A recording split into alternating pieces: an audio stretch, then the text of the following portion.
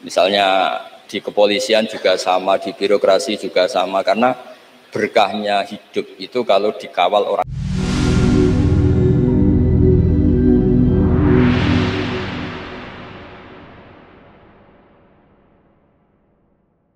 Ini kalau sekedar dugi ini pun jadi anak yang berakhlak karimah.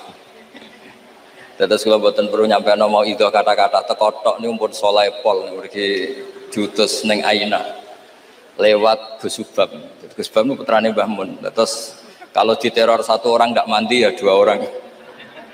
Semua tadi kabeh diteleponi dulur kula Gus kula. Sing dereng ditelepon malaikat Jibril mawon. Untuk memaksa kula hadir.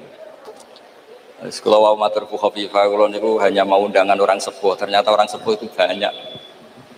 Teng Mbah Hamid Pasuruan itu sepupu Mbah Kulo. Teng mriki gurune Mbah Maimun. Terus riyen Mbah Mun ngaji teng Lirboyo.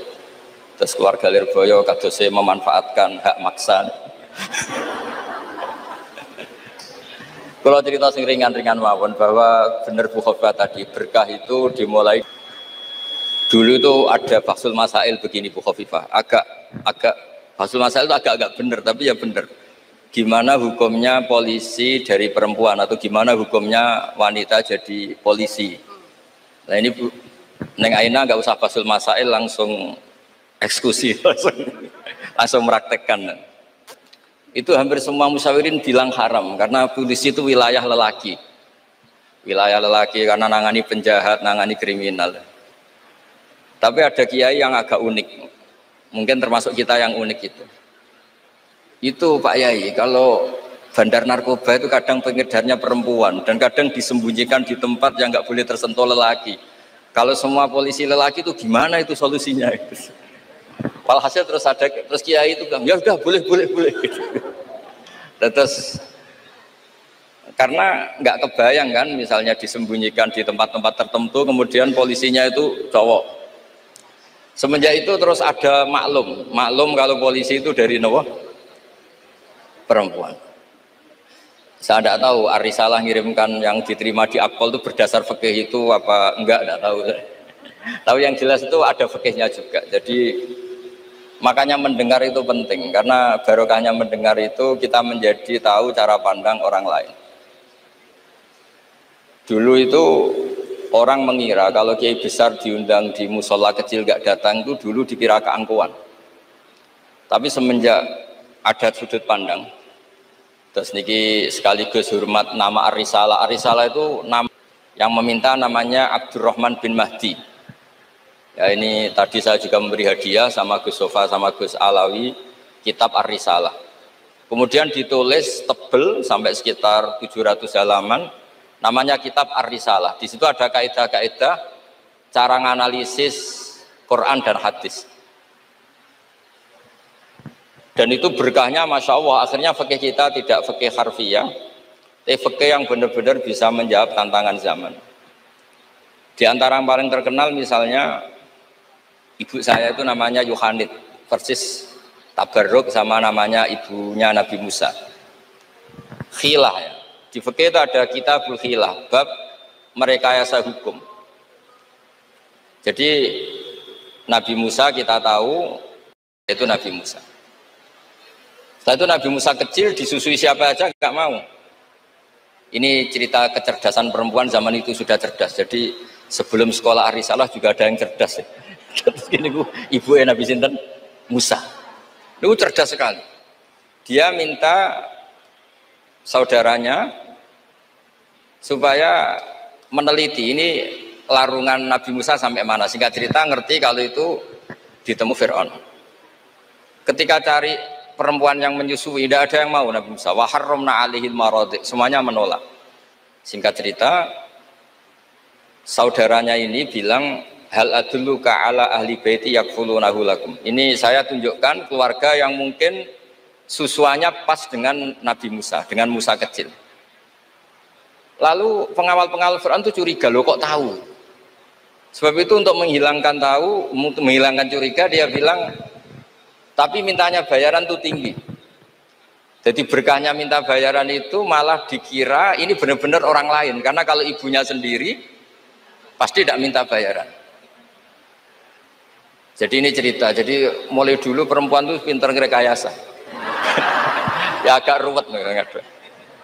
Jadi kita ini partai-partai yang kalah sama ibu, kalah sama apa saja lah, sama Bu Nyai. Kalau santri ditanya, takut mana Bu Nyai sama Pak Yai? Mesti jawabannya takut Bu Nyai. Itu ijma, itu sudah ada ijma. Karena kiai itu lebih sabar itu.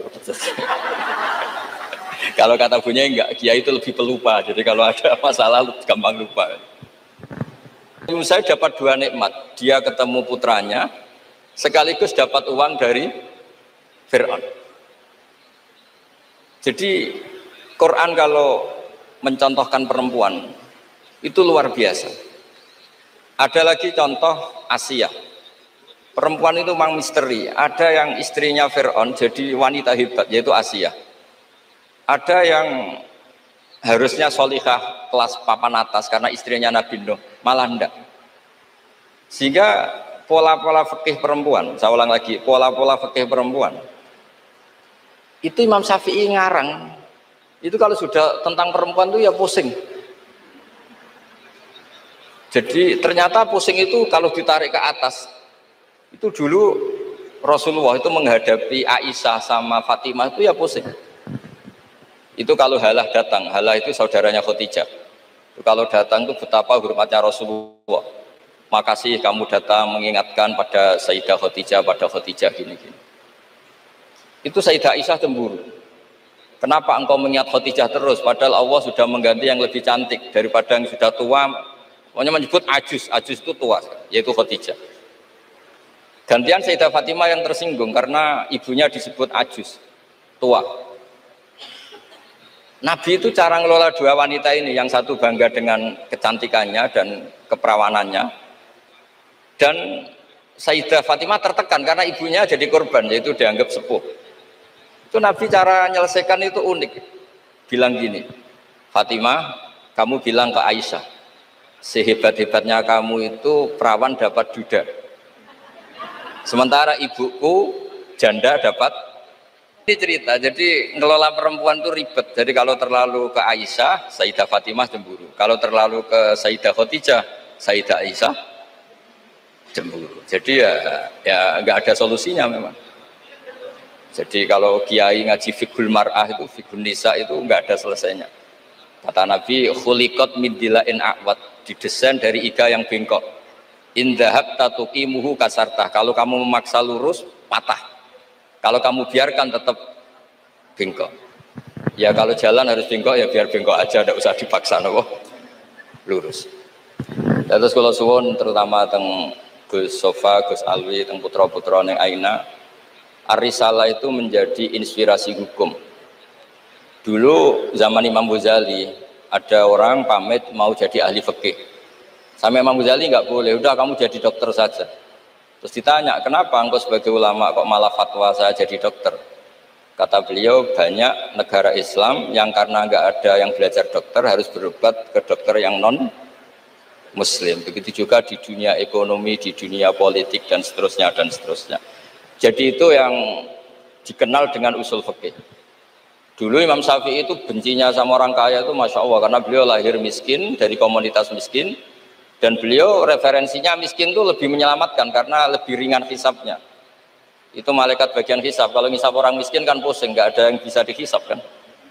Mau dihisab apanya? Hanya beras 1 kilo kan nggak ada dosanya kan karena darurat. Tapi setelah beliau ngaji usul fikih, masyhur itu. Beliau datang ke Muhammad bin Hasan As-Syaibani. Ini asal usul beliau ngarang kitab Ar-Risalah. Itu emas itu tumpuan di meja. Kalau ngitung uang itu di depan umum, makanya ini juga jadi fikih. Makanya menurut saya kiai-kiai itu kalau ngitung uang banyak kesunatannya di depan umum, biar orang nggak kepikiran nyalami template. Karena uang kiainya sudah banyak. Itu Muhammad bin Hasan As-Syaibani itu kalau ngitung uang di ruang tamu. Imam Syafi'i ini penguatan terhadap nama Ar-Risalah, Bu Nyai Aina, karena Ar-Risalah itu nama kitab Imam Syafi'i paling melegenda. Kenapa engkau ngumpulkan uang sebanyak ini? Engkau orang alim. Biasanya orang alim itu nggak suka uang, nggak suka harta. Terus Muhammad bin Hasan As-Syaibani ini guru kedua, termasuk guru kesekian lah dari Imam Syafi'i. Oh berarti saya orang alim, orang soleh nggak punya uang. Iya orang alim biasanya nggak punya. Sudah tak kasihkan orang fasik biar dipakai dugem, dipakai main perempuan, dipakai judi. Jangan pakai jenengan saja. Kalau orang soleh nanti manfaat. Oh berarti orang soleh oleh sugih pun angsal. Semenjak itu Imam Syafi'i berpikir rubah. Awal perubahan itu karena beliau ngaji sama Muhammad bin Hasan Asy-Syaibani, beliau menjadi al-usuli, orang yang berpikir secara usul fikih. Lama-lama terus beliau ngarang kitab yang terkenal itu namanya kitab Ar-Risalah. Terus nama Risalah itu semoga nama yang tidak main-main, benar-benar nama yang mencerminkan keilmuan yang dalam. Karena di kitab Ar-Risalah itu Imam Syafi'i benar-benar menganalisis cara al-istinbat minal kitabi was sunnah. Terus beliau kalau ditanya masyhur itu ya, apa dalilnya perempuan misalnya mimpin, beliau cerita ini wajadtum ra'atan tamlikuhum wa utiyat min kulli syai'. Semuanya itu ada dalil. Meskipun nanti ada aturan-aturannya, tapi Imam Syafi'i itu begitu fasih. Dan ini bisa kita lihat kalau kita belajar kitab Ar-Risalah, karena logika yang dibangun kayak tadi. Boleh nggak perempuan jadi polisi? Pertama pilihannya pasti tidak boleh, karena ada wilayah-wilayah yang ekstrim. Takut diperkosa, takut mengalami pelecehan seksual, macam-macam. Tapi ketika pertanyaannya dibalik, ketika kejahatan ada yang bentuknya nyuwun sewu pemerkosaan dan harus dites, terbukti tidak diperkosa apa enggak, apa-apa. Terus kalau polisinya lelaki semua itu gimana? Begitu juga dokter kandungan. Dulu tuh geger, dokter kandungan tuh boleh enggak dari lelaki? Geger. Tapi setelah Basul Masail didatangkan dokter kandungan, itu dari 10 yang tes, itu yang lulus lelaki semua, yang perempuan nggak lulus. Karena ketika melihat pendarahan, si perempuan ini kaget terus pingsan. Akhirnya yang dablek-dablek ini yang lulus jadi dokter. Nah, akhirnya terus mulai ahli fikih itu mikir dari penjelasan tadi. Apalagi kalau menunggu lama, terus jaraknya jauh, dia harus ke tempat prakteknya malam-malam. Kan kadang bayi juga mintanya lahir 1:30 dini hari. Nah, itu kan juga repot itu kalau singkat cerita akhirnya mau tidak mau ahli fikih ini mendengar dengan kondisi-kondisi seperti itu. Lagi-lagi jawabannya di kitab Ar-Risalah. Jadi kitab Ar-Risalah itu kitab di mana Imam Syafi'i itu berargumen. Sama seperti tadi, kiai besar diundang di musola kecil itu kalau nggak datang dulu dianggap sombong. Mentang-mentang sudah besar diundang musola kecil nggak mau. Tapi setelah ada fikih itu, pikirannya dibalik. Wong jatah kiai cilik kok dijupuk yo. Nah itu kalau toko-toko besar boleh di kampung-kampung kan kasihan yang ibu-ibu pedagang. Nah sekarang kalau kiai besar, payune kiai desa pedak manakipan ae sing kiai teko, kiai gede. Apa dadi lakone ra sida kan begitu. Wong saya berkali-kali ngalamin tuh, kalau saya nggak datang di acara-acara gitu, mesti kiai kampungnya matur nuwun Gus jenengan gak teko, muga teko. Ya karena mereka jadi lakon kalau saya datang kan mahjub. Nah itu kan terus jadi mindset fikih juga. Ternyata cara pandang, oh nak teko kiai yang sopan, kiai gede kok diundang musola cilik teko. Itu mungkin kata orang banyak seperti itu, tapi tanyakan kiai RT itu. Sopan opo, jupuk rezekine wong kan begitu. Nah, fikih-fikih seperti ini itu adanya di kitab Ar-Risalah itu. Jadi Ar-Risalah itu kitab yang luar biasa. Jadi berkali-kali kalau matur sudut pandang itu harus kuat. Ya, sudut pandang itu harus kuat. Ya tadi, misalnya Imam Syaroni dulu itu ditanya, kenapa engkau sekarang suka jadi orang kaya, padahal dulu Anda senang jadi orang miskin. Beliau cerita ada ulama ditanya seperti itu terus ngendikan li'afuza biladzzatil khitab, supaya saya kalau ada khitabnya Allah itu tidak ngenes. Khitab apa? Wa anfiqu fisabilillah, kamu harus berderma di jalan Allah. Uang saja tidak punya kok disuruh berderma, supaya kalau baca Quran itu tidak ngenes teman-teman itu. Misalnya wajah itu bi amwalikum, saya tidak punya harta. Ya semuanya walhasil saya minta lah, baru karena kitab Ar-Risalah itu yang miskin dia seneng karena nanti tidak ada hisab, yang kaya juga seneng karena lebih manfaat pada orang banyak. Yang nggak jabat ya seneng karena meringankan hisab, yang jabat seneng karena pahalanya banyak karena ngurus orang nopo banyak. Kulo nu asline terkenal iki mboten seneng. Nganti sakniki kulo mboten nate ngurus median mboten nate. Wis pasrah pangeran semua urusan. Tapi donga menolak itu nggih mboten wani kulo mbek pangeran. Mergo engko nak sing wong carane ngaji gratisan nggih liwat wong koyo kula-kula ngeten iki. Karena kalau yang terkenal itu semuanya matre, itu juga repot umat. Tapi nak kulo terkenal kulo yo repot. Terus la haula wala quwata illa billah wa hasbunallahu wa ni'mal wakil. Jadi kalau suwon niki memang diminta ngaji ilmiah ya. Kalau minta pondok ini harus menjadi pondok ilmiah.